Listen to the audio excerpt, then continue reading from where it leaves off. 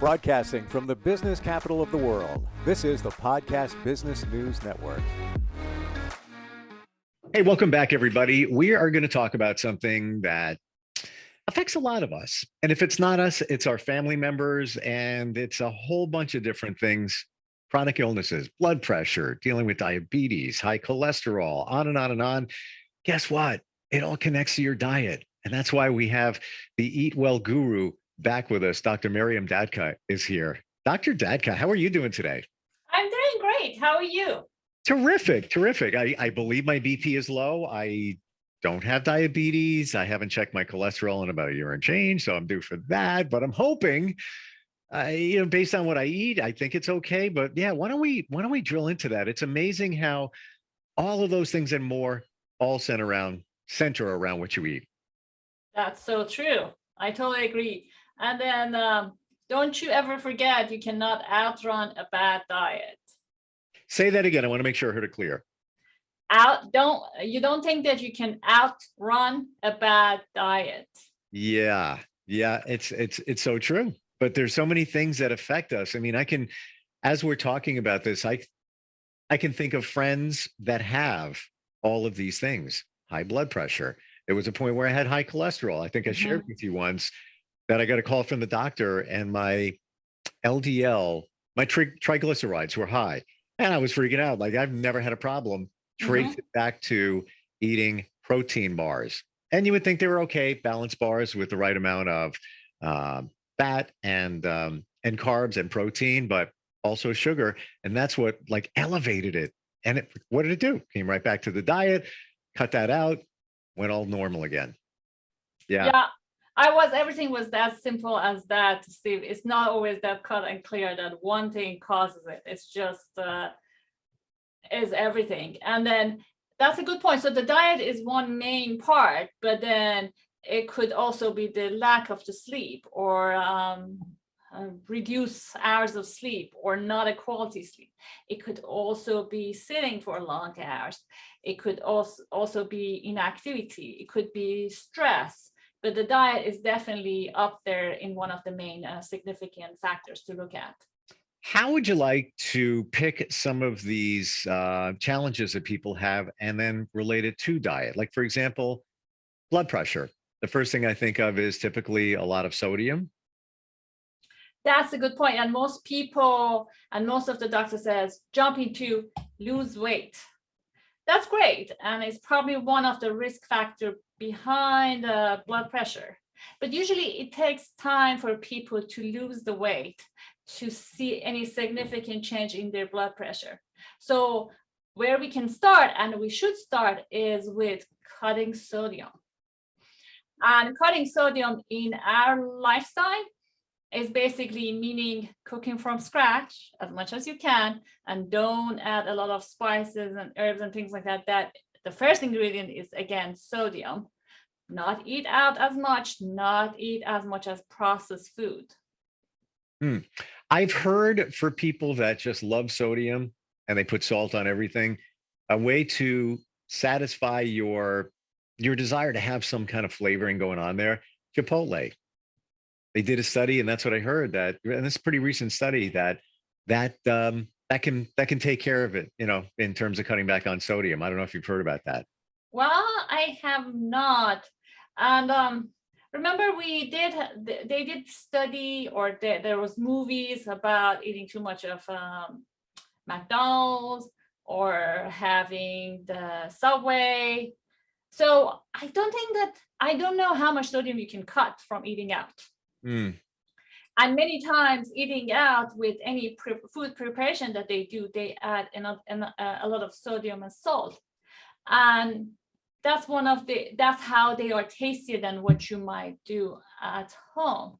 So I'm not sure how much it can help with cutting the sodium intake down. It all boils down to what you're choosing. And with many of those places, they do have few choices.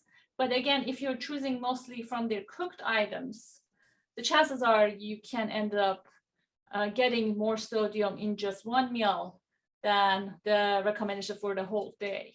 Yeah. And it's so true, because just before we started talking, I grabbed a sandwich someplace and prepackaged, and I thought it was okay.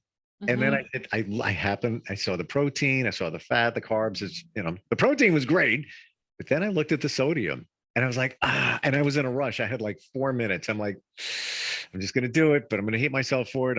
Next time I know, but there was like 1,000 grams of sodium, maybe a little bit more. Okay, Steve, now I'm going to quiz you about how much sodium are you supposed to get a day? I want to say, I'm afraid to know this, but I'm going to say it's like 2,000 milligrams. Very close. So actually the guideline that American Heart Association has for general public, not considering age, not considering blood pressure, is about 2,300 milligrams per day. All right. Which is 1 teaspoon level. Okay. Say the last part again. It's 1 level teaspoon. That is 2,300 milligrams of sodium. Wow. Jeez. And you think about how many of us will be having dinner and then reach for the salt shaker and just go like that. You're easily half of that right there. That's so true. Yes. Not counting what was already on your food to start out with. Exactly. On the food labels, it's actually 2,400 milligrams, not 23. But hear me out. So if you hit 45 and you're a man, or a woman hit 55, then that recommendation drops to 1,500 milligrams, which is 2/3 of a teaspoon. Did you just say 1,500 milligrams of sodium per day is what should be the max of what you're really? Right. Yes. But here's the thing, if you have blood pressure, you need to basically decrease it to 1,500. So if you already have the blood pressure, and I do have these patients, they say, oh, I do have a blood pressure, but it's controlled. I'm taking medications. So just because you're taking medications and in control doesn't mean that you should not follow the guidelines. Right.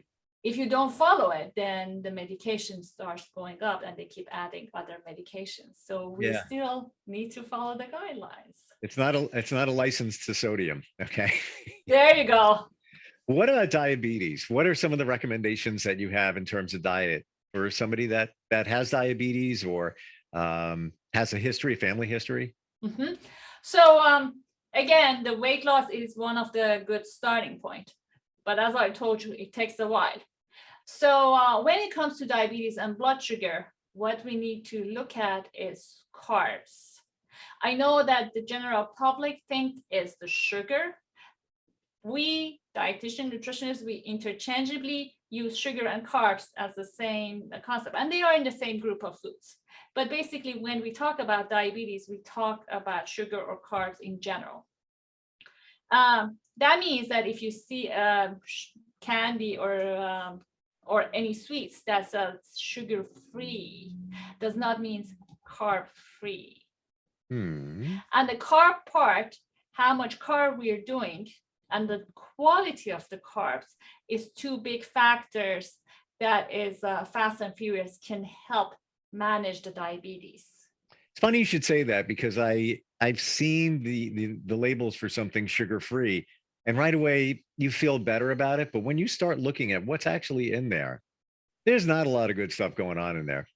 I totally agree. I totally agree.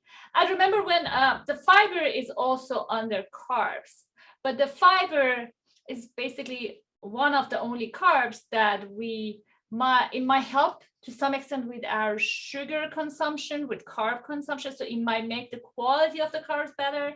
So it can help manage our blood sugar better. And it has so many other health benefits. So with something that, let's say carb might be 20, but most of that carbs might be the fiber form, we consider it a better quality carb. So it can, even though the carbs might look high because it's of most fiber, you don't see bad management of diabetes. People actually have an easier time to manage their blood sugar and their diabetes. What about cholesterol? We hit that a couple of minutes ago, but when it comes to cholesterol, what are some of the things that we should watch out for? Is it okay to eat a steak? So that's a great question. So again, with everything, weight loss helps, but remember, it takes a longer period of time. With cholesterol, one of the factors that we're looking at, and this is a recent advancement in the last few years, is before everyone was blaming the cholesterol intake. Now we shift, or fat intake. Now we shift, we are looking at the quality of the fats. So the type of the fat matters, not so much of the amount of the fats. So when I say the type of the fat, so let's say what we call them unsaturated, which is very high in something like a Mediterranean diet. In Mediterranean diet, almost up to 42% of it can come from unsaturated fat. Actually helps bring down the bad cholesterol. What can cause it to go up, and the red meat falls into that category, is red meat, dark meat of poultry, whole fat dairy products, lots of cheeses, and also tropical oil and trans fats or hydrogenated. So those are the ones that can cause the triglyceride, the bad cholesterol go up, and the trans fat also can cause the good cholesterol to come down. So that's why I make it the worst. Is chicken so much better than, let's say, red meat? Depends on the part of the chicken. So if it's dark meat, Can't you just say yes? No. Okay. So if it's chicken breast without the skin, yes. Without the fat, yes. It's better than red meat. But if it's the dark meat, wings, leg, thighs, or with the skin, not so much. All right. So, compare that to a steak. So we always say this is a portion, proper portion. Usually it's your fist, right? Chicken and the fattier chicken, let's call it that, and a typical, piece of steak, whatever it might be. Which is better? Is the chicken always going to win? So no, it depends. And then it depends on what type of steak. So it's not always chicken winning. Okay. So it's not always the case that chicken is always better. So when I'm driving through, I'm going to say it, a fast food place, that look at your face. I can right now your head, inside your head, you're saying, Steve, it's whatever. I'm assessing, and yes, I'm analyzing the whole situation. You've already derailed by saying fast food place, but there's some that I feel are a little bit better than others, and Sure. I'll get a chicken sandwich with no sauce or anything on it, instead of a hamburger. Is that better at that situation? So yes and no. Again, it depends. So let's say if we say they make a hamburger with who knows how much fat percentage, probably it's not a good choice. But let's say if it's a chicken that is grilled and might be chicken breast, I would say definitely that's a better choice. So again, it depends. And there are some fast food places that I've seen that they say like chicken breasts grilled. So I feel safe to get those ones. But then with the burgers, many times they use the fatty meat because that's how it makes it softer. If they just do very lean, extra lean meat for the burger, I'm not sure if you ever experience it at home, it's going to make it very hard. And then I don't think that the chain restaurant wants to sell something that is so elastic and hard. Well, now I know. I always that's my default. I go for that chicken sandwich, thinking that's it. It's not that bad. Is it great? I won't get the fries. I'll sub the fries out for chili because I hear that chili's not a bad choice. Funny you should say. We just mentioned meat. Bella is in San Jose, and you can reach us instant feedback, steve@gmail.com. She says, I buy 90% lean hamburgers. Is it really worth the extra money? So for saturated fats, yes. As far as heart disease and cancer and all of those, what we are recommending is to limit the consumption of red meat, period. But if you replace that for your red meat consumption, that's the first start. So I would say go for it. But generally speaking, the recommendations and guidelines and studies and research says reduce consumption of red meat. So I'll pretend I didn't hear that, and then we'll just say, if I'm going to pick out a steak, what would be the best choice? What cut? What type? The leanest that you can find. I don't know which cut is the leanest. I'm not a big in the steak, and many times I might just have a bite, and that's about it. Gotcha. Okay. But one other thing that you can do is go for smaller portions. I do see people go for 18 ounce. So 18 ounce is like 6 portions, 6 meals worth of steak. Wow. Yeah. So what I'm saying is the starting point is just cut it down. If you don't want to change your choices, just start with reduce it. Yeah, it's funny. There's one restaurant that has the quarter pounder with cheese, and now talk about that in terms of volume, in terms of a quarter pound. But it's not only that; it's everything else that goes on there. The special sauce and everything that gets loaded on, plus the bun, and there's carbs right there. Right. So Steve, here's one thing that they know. So there's a research that they've done, and we know that if you want to bring down your cholesterol through what we call it, the lifestyle change, what you need to do, you need to reduce your saturated fat to less than 7% of your daily intake. Let's say for someone like you, that 7% is about 15 grams of saturated fat a day. When I say 15 grams, people have no idea what exactly it means. Let's give you an example, and then you can go and bring a cheese and check the label on it. One slice of cheese, most of the times, have about 5 grams of saturated fat. Rarely you can find, and then there are some cheese that is supposedly low fat, that 5 grams becomes 4 grams. You'll be lucky to find something less than 3 grams. So that being said, let's say if you make a grilled cheese sandwich, and then you put 3 slices of cheese that each one is 1 ounce on 5 grams, you're already at your 15. Right. This is a lot of work to eat right, but look at the alternative: high blood pressure, diabetes, cholesterol. How about some of the other illnesses that people can be affected by that's connected to a diet? So there are so many. There are mental health, depression, or osteoarthritis, cancer. And there are so many other ones. So let's say sleep apnea is another big one. That could be weight, and that one. Another one that I know is GERD, gastroesophageal reflux. I was just going to say that. Yeah. And it's funny that you say that, because I was thinking about my friend. He passed away a little over 10 years ago, and he was a bigger guy, but he had esophageal cancer, and that started with the GERD. But how did that all begin?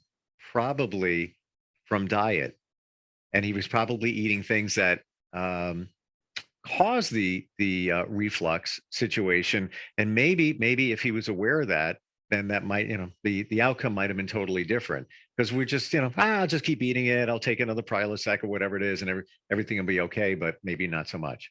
And Steve, the list of the conditions that now they are related to the diet is getting bigger and bigger. Yeah. That doesn't mean, so I get some patients that we hardly has any evidence that it can be connected to the diet.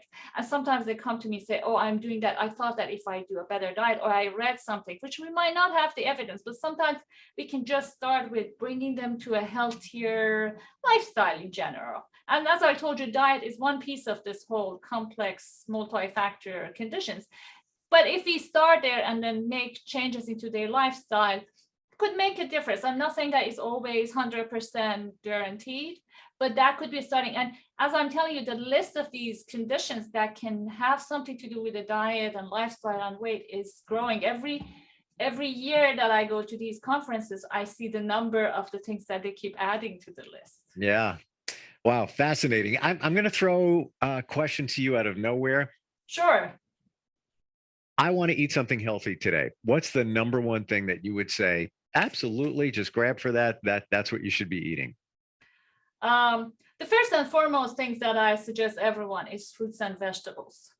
That's the top food groups that we are recommending. And we have so many evidence that they can make a huge difference in any health conditions that you can imagine. And we always hear that. And I always wonder, are people just saying that just to default? Yeah, eat your fruits and vegetables. We've been saying that for decades. Is it? But it really is. It really is. Okay. But here's one thing that you need to remember. I do have so many people that they don't like to eat them and they put them in the smoothies. Remember, we talked about that. And that was a mind blow for me. People, listen to this, because just the other day, Right. smoothie. We're losing some of the most valuable ingredients in fruits and vegetables if we put them in a blender. So eat them the way that they are as much as possible. What are we losing by doing that? I want to boil it down and get technical here, because it's like that hurts. I just want to make a smoothie. I want, Right. bananas but what's going on? Why are the properties changing because we're blending it up? So one thing is we're breaking down insoluble fiber. Okay. So that's one big one that we are losing. And honestly, if you look at most people's diet, we have hard time getting enough fiber in most Americans' diet. So that's one of the ingredients. And that's one of the ingredients that can actually help to manage the weight. Yeah. So that's one big one, losing that one. The other one is with the blending it or making it into a liquid. Your brain might not register it as a calorie, might register it as just water. So when we chew and eat the foods, we sense the calorie in the brain. But if you make it into a liquid, to our brain might be 0 calorie. So what you're saying is it still has the same calorie content, but our brain is saying, oh, no calories, so I can eat some more in a little while after having that smoothie. Exactly. See, I would think it would be the opposite way around, where you're drinking something, it's going to fill you up, you're not going to be hungry. But no, it's not always the case. And then the third one that is very important for fruits and vegetables have a lot of antioxidants. When I say antioxidant, meaning that they have to get to our body and then they help with oxidation, because oxidation can cause some toxins that these antioxidants can basically not let them happen or remove them. Now, when you put them in a blender, you break them into particles, and then you blend them with the oxygen in the air, you oxidize them before getting into our body. So again, you're losing many of these antioxidants because they are oxidized already in the blender.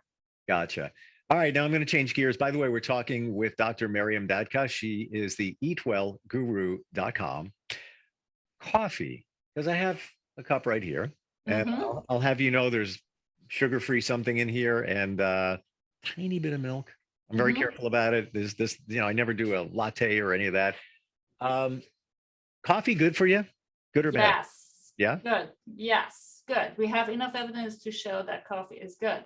So, and it's not the caffeine part. So it can be any coffee, decaffeinated, instant, all of those. What we know about the coffee, one big thing is it can prevent liver disease. Wow. It can also help with depression. It can also help with suicide as a result of depression. So we have some evidence, and it can also prevent 5 cancers. So despite the fact that people, and we do have this notion that, oh, coffee is not good for you. And there are certain cases that, especially with the caffeine, we don't want people to have it. Let's say in pregnant women, in kids, in people that they have a blood pressure that is uncontrolled and so forth. In those cases, or heart disease that they might react to caffeine, they can still have the coffee. They don't have to have the caffeinated one. They can have the decaf ones. And we see some health benefits. So I'm glad you said that, because I always wondered about decaf. And I've heard those health studies about coffee, and I wondered, is it still the same for decaf? So thank you for sharing that, because I've looked and I've never seen that information. So appreciate that. Right. And then more and more studies that is coming on that it definitely shows benefits for liver disease. So many of the cases that I get that their liver enzymes are high, I actually put them on a regimen with more coffee. You are plugged into everything. I'm serious. I think I said this once before. I could ask you any question, you have the answer. Like, it's amazing. Glad to hear that. Yeah, no, it's very refreshing and informative, and that's why we love you. So, somebody wants to connect with you and change their life, or if they're even dealing with blood pressure, high cholesterol, even diabetes, whatever it might be, they reach out to you and do an initial consultation, and then you make a decision as to how it's going to work. I'll work with them. So meaning that I ask them, what is your expectation? What do you want to get from it? Yep. We'll go back and forth. And then sometimes I let people to make their own decision and make their mistakes and learn from their mistakes. And then we change the course of action when they're ready. And then there are so many cases that if something doesn't work, we try something different. It's not set on stone that whatever we start, it needs to stick to the end. So we change how we are approaching things if we need to. And if you need to adjust somebody's diet, I would assume that you'll do it in such a way that they're okay with it. It's not like you're going to say, you're eating seafood. Well, wait a minute, I don't eat seafood, right? Right. So again, I'll ask their opinion. So if they're not open to something, I can give them alternatives, Right. Or we can work it out, or I can let them to adjust, try on their own, or we just drop the subject and we move on. We try something different. Gotcha. I always appreciate you. Love talking with you. And thanks for all the information. Looking forward to getting together sometime soon. Thank you very much. Nice. Thanks for having me. I appreciate it. And thank you. Eatwellguru.com. A lot of great resources on the website. Learn some more and work with Dr. Dadkhah and get healthy. And we'll be right back. Are you looking for even more of the podcasts and hosts that you love? The Podcast Business News Network is proud to announce that you can now listen live on the MyTuner Radio and online Radio Box apps for iOS, Android, and the Amazon App Store. Or check us out online. Search for Business News Network on mytuner-radio.com or search Podcast Business News Network on onlineradiobox.com/US so you don't miss a minute of the action.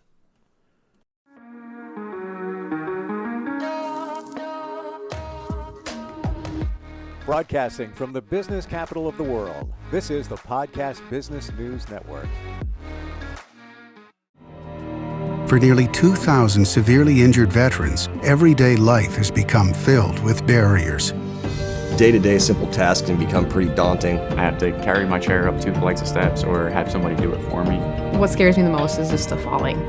When I'm struggling with my house, I think, to have that one great barrier just knocked down, it's crucial.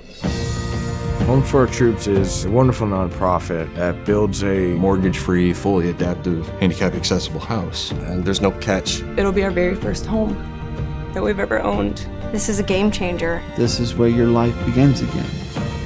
We need you to join us in completing this important mission. Please visit hfotusa.org and help build homes and rebuild lives. Because of you, everything's going to be okay.